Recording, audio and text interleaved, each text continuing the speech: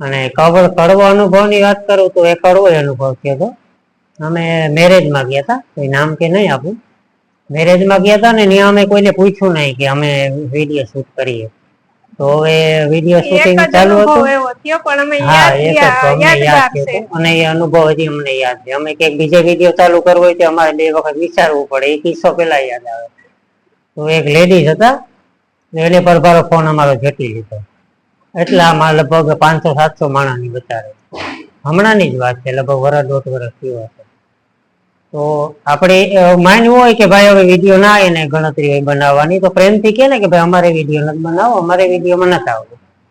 Aware કરે ને આપણે, એને સીધો ફોન ઝટી લીધો. એટલા માણસની બચારે વિડીયો નહીં બનાવવાનો ને પછી તો એટલું કડવો શબ્દ બોલ્યા છે, હું આમાં ન બોલી શકું.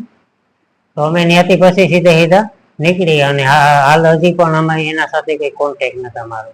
અમને એટલો આઘાત લાગી ગયો એને જે શબ્દ બોલ્યા હતા ને, એટલે અમને ભલે અમારો વાંક હોય, અમે એમ ગણીએ કે અમે પૂછ્યા વગર શૂટિંગ કરતા હતા, પણ એને એટલીસ્ટ કેવું તો જોઈએ ને કે ભાઈ અમારે વિડીયો નથી બનાવો, તમે રેવા દો. એને હજી ઓલું કર્યું ને, વર્તન બતાવ્યું ને, અમને બહુ ભારી લાગ્યું. એટલે આ એક કડવો અનુભવ અમને છે.